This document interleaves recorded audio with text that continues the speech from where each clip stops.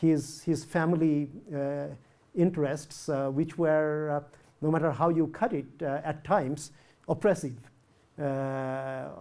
So he tried to find what liberals in each age and every country, I think, have tried to find, a kind of happy medium. He wasn't going to renounce things, as Tolstoy, for example, wanted to, and his wife didn't want him to. But he was going to try to help the peasants as much as he could. But he could not imagine that peasants themselves could organize and carry on political activities and could liberate themselves. This was not within the mindset of people from his class. And ironically, of course, in his own lifetime, peasant movements would develop all over India, but especially in Bengal. And they would be led by people who are much more radical than Tagore. And if you think of it politically, Gandhi really was much more radical than Tagore was. Gandhi, for the first time, especially for people of his class, the educated class, went around learning from the people, learning about them and from them, and then launching a movement that for the first time since that first war of independence in India in the 1850s involved ordinary people from all walks of life. Tagore idealistically wanted to do similar things, but I don't think he ever really quite found a way. He was culturally and ideologically too far away from those people. And he was honest enough and smart enough to have realized that. And he knew that he failed in reaching to the people. And one thing that he would always come back to, however, was that because he had managed to write these songs, not all of them, but at least some of them that were about the people and nature of Bengal, especially, that people will never be able to forget him as long as the language and culture were there because of his songs. So although song doesn't travel well, across cultures, but here I think it's somewhat different because we all are much more open to different cultural experiences, but generally people don't have that kind of opportunities. He certainly wanted to be remembered by people in his own linguistic group. And I think by and large, it was a correct assessment. He was not just making a tall claim towards immortality, which he was not making in any case. So this song, which uses folk tune but also connects with classical music at the same time, thematically is very modern, as I mentioned, because it talks about going alone. If you really believe in something, if you really want to accomplish something, you must, if you have opposition, go in the face of such opposition by yourself and do it. So this is, in a way, he's solving Hamlet's problem, isn't he? Hamlet is confused about what he should really do, almost towards the end of the play, and finally he ends up doing something which, of course, is very destructive and self-destructive. So Tagore is not Shakespeare. If he wants to find a way for the individual himself to take it upon himself or herself to do the right thing. Tagore was himself an individualist and a nonconformist, and he encouraged these two qualities in every individual, especially young people. And this is a song that has been my favorite since I was, 4 or 5 years old, and I have sung it many times, and it will be my pleasure to do so again. It will be read by Nick Samaras.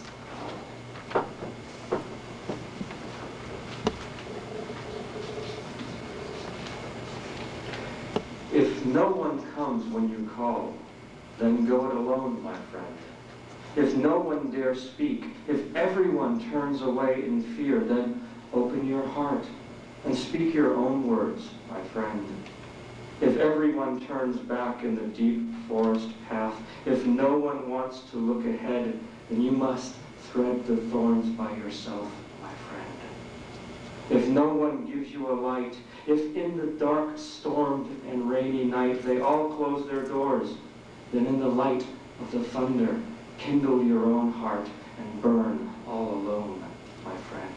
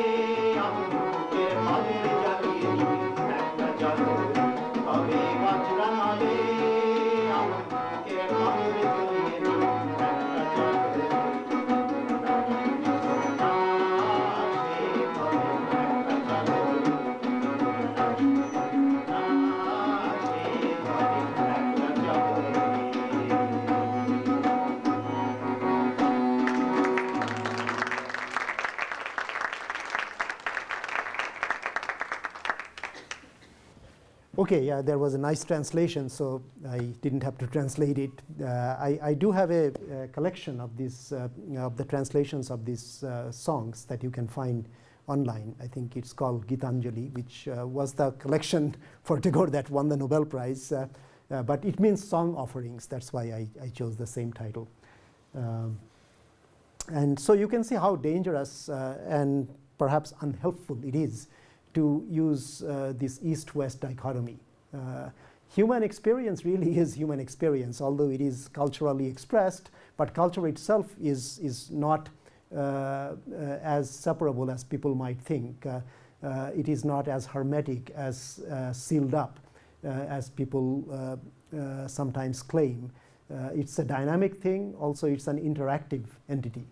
It changes, and there's so much interaction. And this you can see clearly if you're sensitive to the expressive parts of culture, art, literature, music, all these things. So let me finish this part by referring to Ghalib, which will be a good way to move from music to poetry. As I said, ghazals are set to music quite often. Ghalib, like all great poets, dealt with which might be called never-ending puzzles and problems of human existence, but in a contemporary setting. And this one song, and then I will show you a short video clip from a documentary, or docudrama I should say, about his life, which will show an actor playing Ghalib. In this particular ghazal, he is really talking about this perplexity that on one level it seems like a simple love song, that somebody loves someone but it seems unrequited, and what is one going to do about it, right? At another level, it seems that there is this problem of a finite human being who craves for something more stable, something more eternal, something that will be more sustaining, but something that perhaps can never be achieved in human life, and something for which art can be somewhat of a substitute, but only a substitute. It's not the real thing. Art is not the real thing. So in that sense, Ghalib is beyond the moderns, because moderns, as we will see in Eliot and Paz and others, they are trying to substitute art for almost everything. In the first place, for God. In the second place, for love. In the third place, for human finitude. And then there are many other substitutions as well, if you look at them closely. But Ghalib knows that that is not going to work. And in that sense, he's much more modern. So I won't translate this song. I have told you what the themes are. The images are really striking, and I don't quite know how to translate those things. At the end, he actually ends up mocking himself. And I'm sure he appeared that way to the world from time to time, that he is really basically a crazy person, an insane person. And this is composed in a rag called Marwa, which is an evening rag, so the time is not right, I'm afraid. But it also has very beautiful use of what would be in the do, re, mi, fa scale, the re, the second tone. And also it sharpens the fourth tone. And then there are all kinds of wonderful combinations of these tones, you'll see.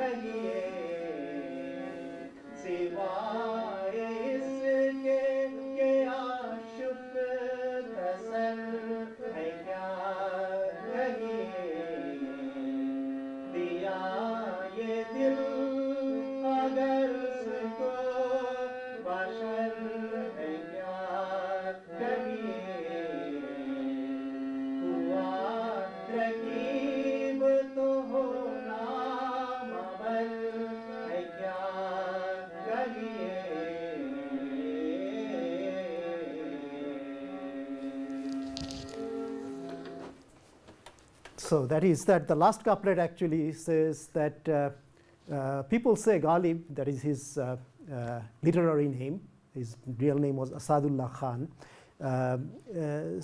People say that Ghalib, you're not really a bad man, you seem normal, but too much love and too much wine has perhaps made you a bit crazy.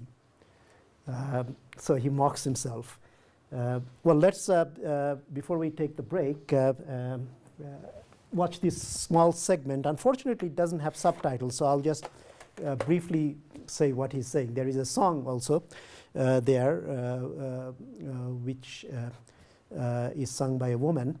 But you can find actually this whole thing online in YouTube. But two very good singers from India, Jagjit Singh, who is from the Punjab, and Chitra Singh, who is actually from Bengal. So this is a Punjabi-Bengali marriage. They are both artists, both singers. They are both very good. But the husband especially is really a great musician as well. And he composed the music for the whole, it was a TV serial done by very good people, really great cultural icons almost of Urdu literature in North India and people in Indian film and television. Not all of Indian film, by the way, is Bollywood. India also has an art film, and you have read about Satyajit Ray in your reading, Satyajit Ray in Bengali, who definitely was one of the greatest filmmakers. If we have a chance, I might show you a small segment from his first film, which is just amazing. I don't think anything like that has been done in the history of world film. And he is, of course, recognized for that.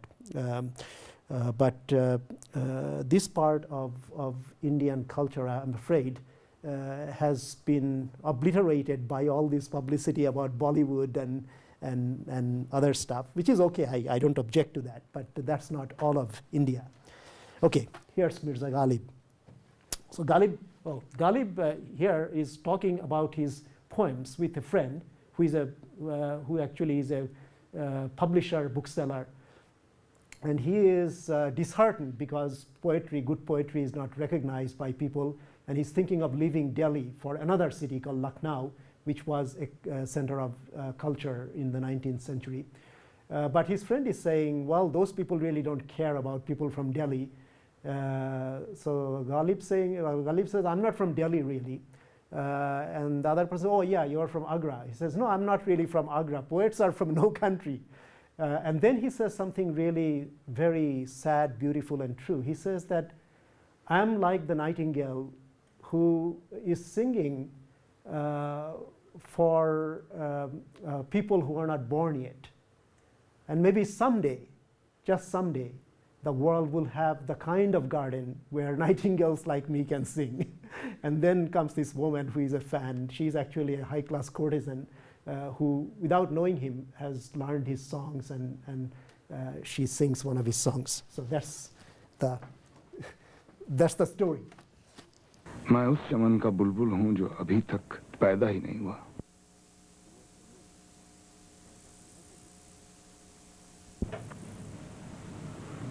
हाँ मीर साहब, आगरा, दिल्ली, लखनऊ, इलाहाबाद, हैदराबाद, इन सब की कोख से अगर कभी एक हिंदुस्तान पैदा हुआ तो उस चमन के किसी शाख पर मुझे भी आशियाने की जगह मिल जाएगी।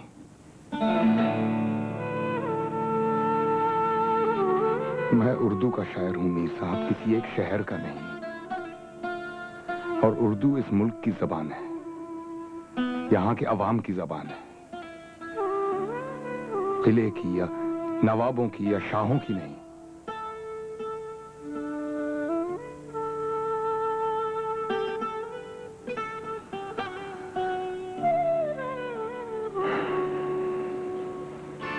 चलता हूं मीर साहब।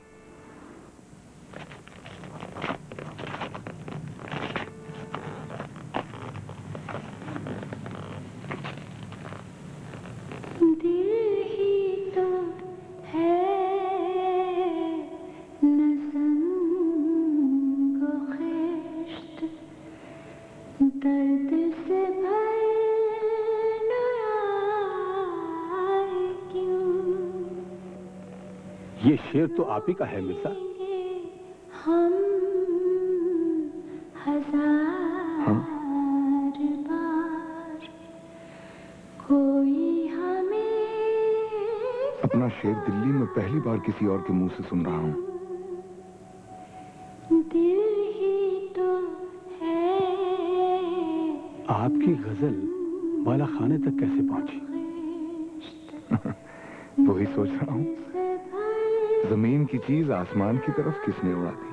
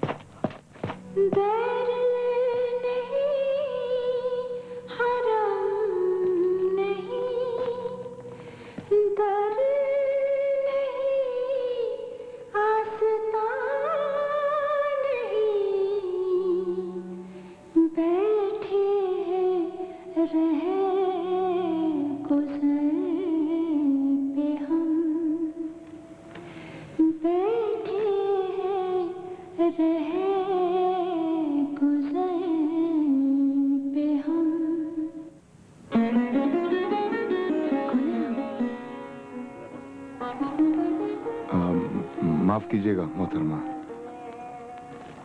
ये गजल सुन के चला आया। किसकी है ये गजल, जानते हैं आप? हाँ, मेरे एक दोस्त हैं मिर्जा गालिब, ये उन्हीं के अशार हैं। लेकिन ये आपको कहां से मिले? किसी ने चूरन लपेट के दिया था इस पुर्जे में। एक शेर मिट गया, एक फट गया, मकता नहीं, और अगला शेर भी अधूरा है। हाँ वो नहीं, खुदा परस्त जाओ वो बेवफा से ही, जिसको हो दीन और दिल अजीज उसकी गली में जाए क्यों। वाह, बहुत खूब। आपको इतराज ना हो तो दर्ज कर लूं? जरूर।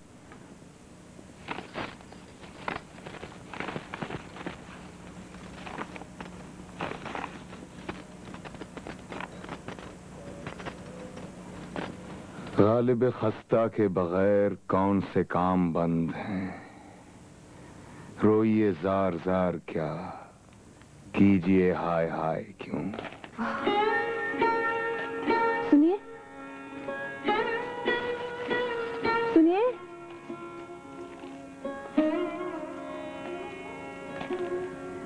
सुनिए सुनिए, ये गालिब हैं कौन?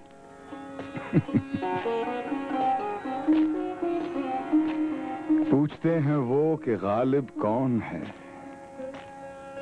कोई बतलाओ कि हम बतलाएं क्या।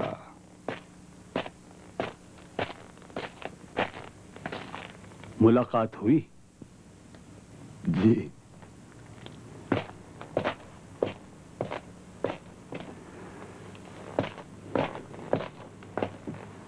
मीर साहब, जो शेर गली में फकीर गाए और बाला खाने पर तवायफ, उस शेर को भला कौन मार सकता है?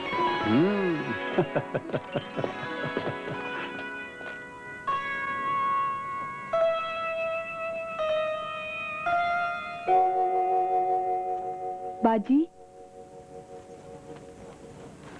बाजी, वो पठान फिर बाहर सीढ़ियों पर आकर बैठा है, जाता ही नहीं है। बैठा रहने दे, इतनी बार मना किया, नहीं जाता तो क्या करें। फिर वही गजल गालिब की, सुबह से 10 बार तो लिख चुकी हैं।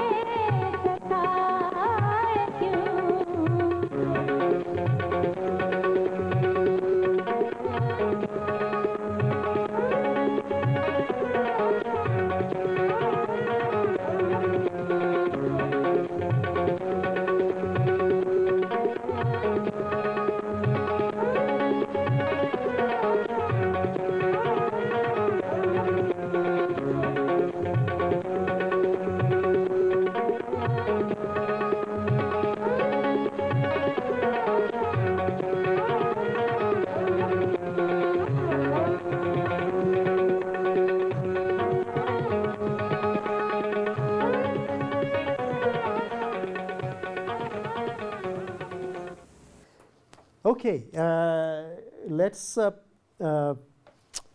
begin